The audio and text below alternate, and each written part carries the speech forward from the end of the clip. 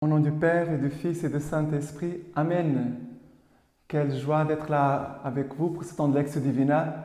Soyez les bienvenus, chacun de vous, et que ce temps soit vraiment un temps bien enrichissant pour vous, parce que Dieu, dans sa richesse, veut nous communiquer sa parole, dans son amour, veut faire de nous des tabernacles de la présence de Jésus eucharistique, mais aussi des maisons de prière et aussi des maisons où demeure sa parole.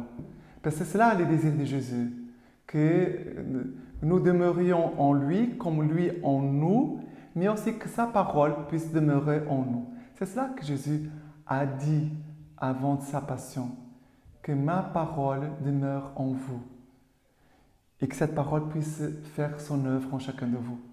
Ça, c'est moi qui dis, mais bien sûr que c'était cela, les désirs et les désirs de Jésus, que nous puissions garder sa parole pour garder cette profondeur de notre vie humaine, spirituelle et en toute dimension de notre être. Et que nous puissions être vraiment une parole vivante pour le monde. Chacun de nous, chaque fils de Dieu, est comme qu'une parole. Et c'est cette parole qui va aussi révéler ce que tu es, pourquoi Dieu t'a mis ici, quels sont les dons et les grâces que Dieu a mis en toi pour que tu puisses éclairer notre monde. Nous ne sommes pas la lumière du monde, c'est Jésus. C'est sa parole qui vient pour nous éclairer.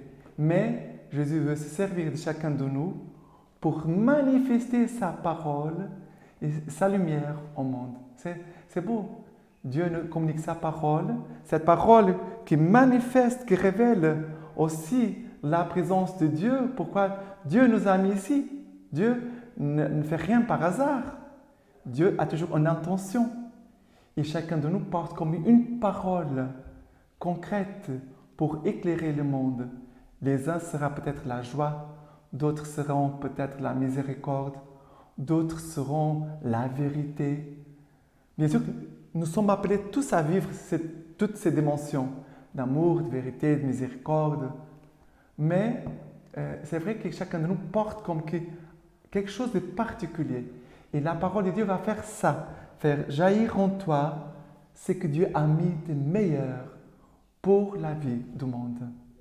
Voilà, cette petite exhortation ici, avant de commencer à travailler la parole de Dieu, je vous invite à vous inscrire pour que vous puissiez recevoir la Lectio Divina et aussi toujours de les répondre.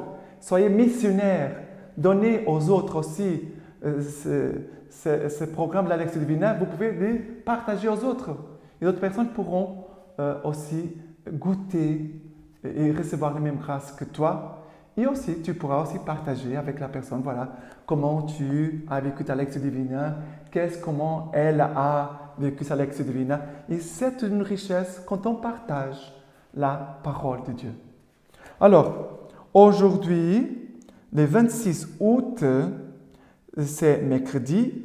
La première lecture que nous avons, c'est 2e Thessaloniciens, chapitre 3, versets 6 à 10 et versets 16 à 18. Je répète, chapitre 3, versets 6 à 10 et 16 à 18. Or, nous vous prescrivons, frères, au nom du Seigneur Jésus-Christ, de vous tenir à distance de tout frère qui mène une vie désordonnée et ne se conforme pas à la tradition que vous avez reçue de nous, car vous savez bien comment il faut nous imiter. Nous n'avons pas eu une vie désordonnée parmi vous.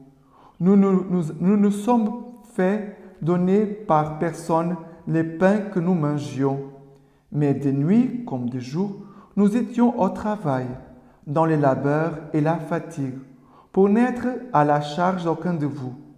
Non pas que nous n'ayons le pouvoir, mais nous entendions vous proposer en nous un modèle à imiter. Et puis, quand nous étions près de vous, nous vous donnions cette règle. Si quelqu'un ne veut pas travailler, qu'il ne mange pas non plus. Que le Seigneur de la paix vous donne lui-même la paix en tout temps et de toute manière. Que le Seigneur soit avec vous tous. Ce salut est de la main à moi, Paul.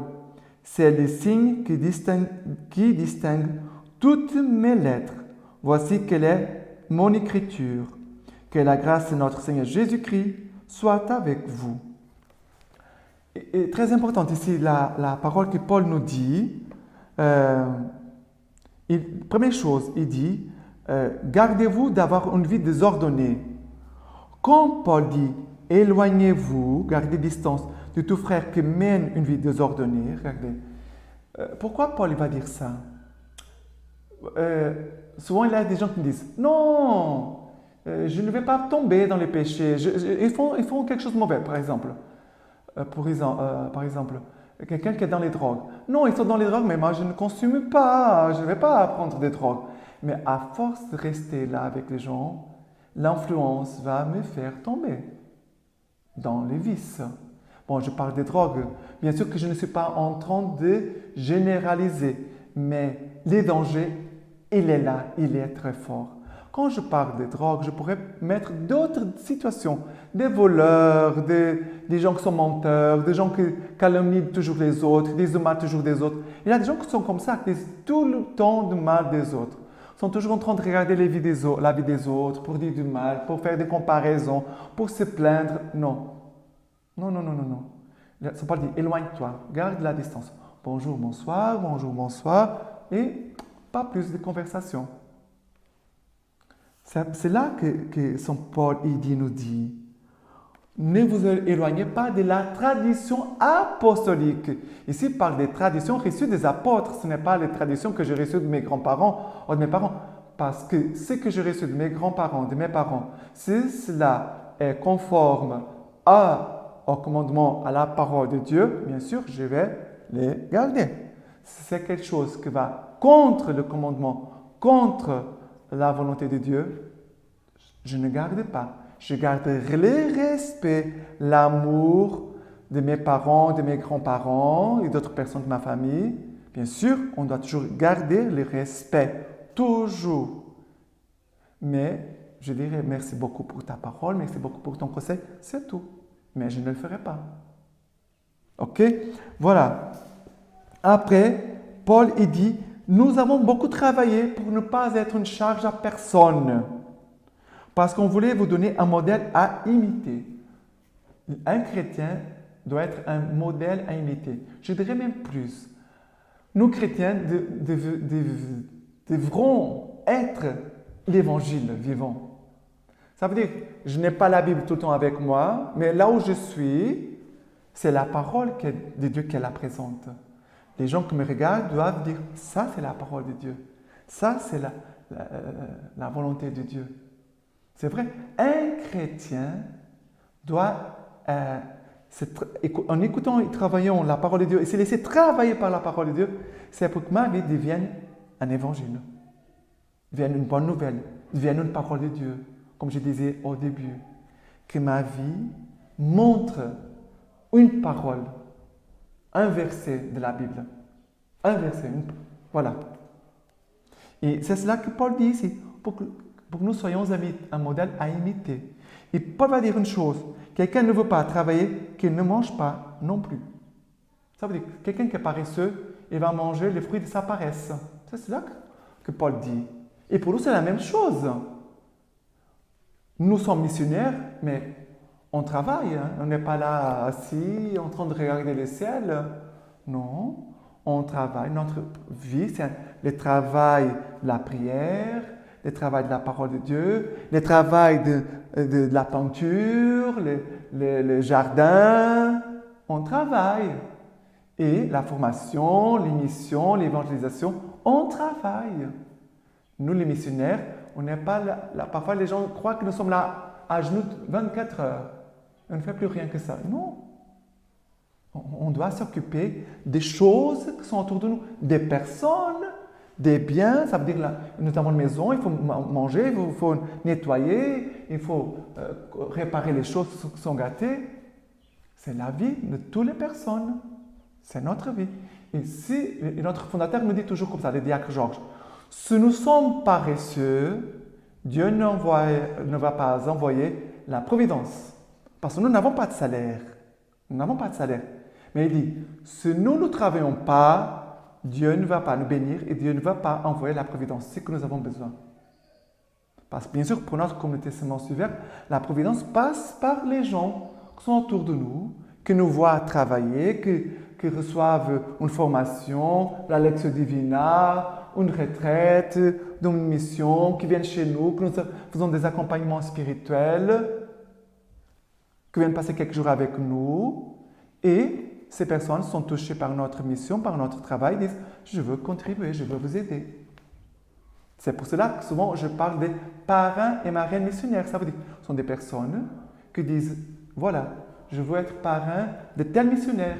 Je veux être le parrain de Père Jean, d'une sœur, d'un autre missionnaire. D'ailleurs, si vous voulez être mes parrains missionnaires, je vous remercie. Je profite tout le moment. Mais pour vous dire que Dieu bénit selon notre travail. Et Saint Paul, il est ici très ferme. Si la personne ne travaille pas, ne mange pas. Et souvent, je vois beaucoup de personnes qui sont paresseux. Dieu n'aime pas les paresseux. Parce que la paresse, c'est un péché grave. Et c'est un péché qui ouvre les portes à beaucoup d'autres péchés, d'autres péchés. Ok? Pardonnez-moi, mais il faut dire quelque chose sur ce point.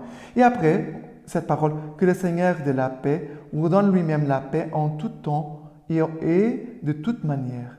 Que le Seigneur soit avec vous. On pourrait retenir cette parole pour la méditer. Voilà, et la contemplation. La parole que je vais retenir, que je vais garder aujourd'hui. Voilà, cette parole. Que le Seigneur de la paix vous donne lui-même la paix en tout temps et de toute manière. Que le Seigneur soit avec vous. Voilà. On va essayer de retenir cette parole. Le Seigneur de la paix veut me donner sa paix. Tout temps et de toute manière. Voilà. Le Seigneur est avec moi. Maintenant, le psaume d'aujourd'hui, c'est le psaume 128-127, versets 1, 2, 4 et 5. Versets 1, 2, 4 et 5. Heureux tous ceux qui craignent le Seigneur et marchent dans ses voies. Du labeur de tes mains, tu te nourriras. Heure et bonheur pour toi. Voilà de quel bien sera béni l'homme qui craint le Seigneur. Que le Seigneur te bénisse de Sion. Puisses-tu voir Jérusalem dans le bonheur tous les jours de ta vie. Ce psaume ici, quand il parle du labeur de tes mains, tu te nourriras. La vie de travail pour notre communauté Semence du Verbe, elle est très importante. Quand je parle, c'est le travail concret. Nettoyer, arracher les herbes, je prends la pioche et je travaille la peinture, mais quand je parle de moi, c'est nous tous, membres de la communauté Semence du Verbe, parce que pour nous le travail, c'est l'école de l'incarnation. Jésus a travaillé, le Messie, il a travaillé. Et de son travail, il puisait aussi des images, des choses qui, après, Jésus, quand il va parler de paraboles, donner des images, des chants. Il parle de la vie concrète, des choses que Jésus travaillait, qu'il voyait autour de lui. C'est pour cela que le travail nous aide à nous former comme personne, comme un homme. Le travail va me former comme un homme, va me former dans ma vie incarnée, comme un homme qui a les pieds sur terre, qui sait que les choses coûtent, il a un travail, il a la fatigue, la chaleur. Et aussi, c'est de notre travail qui viendra aussi la force pour notre prière et pour notre mission. Ce sont des choses très importantes, très importantes, très importantes. Pour notre vie, le travail, ça sert aussi comme source de notre vie de prière et de mission. La prédication. Quand je vais parler à quelqu'un, je dis, tu sais, quand j'étais à mon village, je faisais ton travail comme toi, avec le maïs. Je sais comment on va semer les choses. Les gens sont touchés parce qu'ils voient que nous sommes des personnes qui vivent dans notre monde concret. Je ne vis pas dans les nuages. Je ne vis pas là-bas, là-haut au ciel. Je suis encore ici-bas. Mes pieds sont sur terre, mais mon cœur, il est au ciel. Il est avec Dieu. OK? Voilà. Et ici, la parole dit, du labeur de tes mains, tu te nourriras. Heure et bonheur pour toi. Voilà de quel bien sera béni l'homme qui craint le Seigneur et l'homme qui travaille ainsi. Ça veut dire que notre vie, c'est une vie de travail. C'est une vie de travail. Et pour l'évangile d'aujourd'hui, le 26 août, c'est Matthieu 23, versets 27 à 32. Matthieu 23, 27 à 32. Malheur à vous, scribes et pharisiens hypocrites, qui ressemblez à des sépulcres blanchis. Au dehors, ils ont belle apparence, mais au dedans, ils sont pleins d'ossements, de morts et de toute pourriture. Vous de même, au dehors, vous offrez aux yeux des hommes l'apparence des justes, mais au dedans, vous êtes pleins d'hypocrisie et d'iniquité. Iniquité, ça veut dire des péchés. Iniquité, ça veut dire vous êtes au dedans, vous êtes pleins d'hypocrisie et de péchés. Malheur à vous, scribes et pharisiens hypocrites, qui bâtissez les sépulcres des prophètes et décorez les tombeaux des justes, tout en disant, si nous avions vécu du temps de nos pères, nous ne nous serions pas joints à eux pour verser le sang des prophètes. Ainsi, vous en témoignez contre vous-même. Vous êtes les fils de ceux qui ont assassiné les prophètes. Eh bien, vous comblez la mesure de vos pères. Cet évangile que nous venons d'écouter, il est dur. Il est dur. Parce que, hypocrites, nous sommes donc tous, je pense, les uns plus, peut-être d'autres moins. Pourquoi? Parce que l'hypocrisie, ça concerne la manque de cohérence. Si je dis que je suis pauvre, chaste, obéissant, je dois vivre de façon pauvre, chaste et obéissante. Si je ne le vis pas, je suis hypocrite. Je suis hypocrite. Je ne vis pas. Je dis une chose avec ma bouche, mais je ne le vis pas. Ça, c'est une hypocrisie. Aussi, l'iniquité, ça veut dire les péchés que je peux cacher pour que personne voie. Et si quelqu'un voit, je vais m'excuser pour que la personne ne voit pas mon péché. Voilà, je vais m'excuser. Tu sais, ce n'est pas ma faute, c'est la faute de l'autre. Ce n'est pas moi qui ai fait, c'est l'autre qui a fait. Je vais mentir. Mais je vais garder à l'intérieur de moi comme les sépulcres blanchis, rassemblés à des sépulcres blanchis. Au dehors, ils sont belle apparence, mais au dedans, ils sont pleins d'ossements, de morts et de toute pourriture. Ce sont des paroles dures qu'il faut aussi écouter et qu'il faut laisser aussi entrer dans notre cœur pour dire, mais qu'est-ce que moi, cette sépulcre blanchi à l'extérieur, mais à l'intérieur, plein d'ossements et de pourriture. Il faut accepter que cette parole aussi vienne faire comme un examen de conscience en nous. D'ailleurs, nous tous, on doit faire un examen de conscience chaque soir avant d'aller se coucher. C'est-à-dire, quelles sont les belles choses, bonnes choses que tu m'as donné de vivre? Les grâces reçues. Merci. Quels sont les péchés que j'ai commis? Les choses qui n'étaient pas bien, bonnes, pas bien. Pardon. Et aussi, Seigneur, quelles sont les personnes pour qui je dois intercéder, pour qui je dois prier, demander ta grâce aujourd'hui? Telle personne que j'ai rencontrée, telle personne qui s'est confiée à moi, qui m'a dit qu'il vit une telle épreuve. Voilà. Comme ça, on fait l'examen de conscience. Mais ici, regardez, qu'est-ce qui se passe? Et les pharisiens et les scribes vont dire, si nous avons vécu au temps de nos pères, nous ne nous serions pas joints à eux pour verser le sang des prophètes.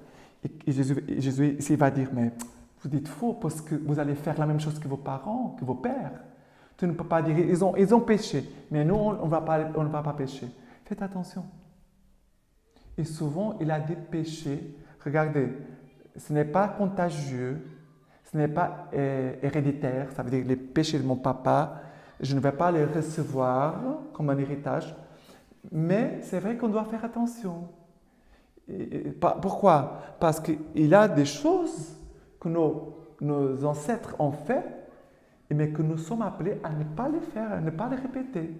Parce que souvent nous disons, ah, ça n'a pas été bien, souvent on juge les autres, mais parfois et souvent, quand nous jugeons, nous finissons pour faire les mêmes choses. Nous finissons pour faire les mêmes choses, les mêmes erreurs, les mêmes péchés. C'est ça que Jésus est en train de dire. Vous dites qu'ils ont fait des péchés, qu'on fait des choses qui n'étaient pas bien, mais vous allez faire la même chose. Vous êtes faux. Jésus dit ça. Imitez. Regardez, la parole de Saint Paul aujourd'hui disait, nous voulons être des modèles pour vous, des modèles à imiter.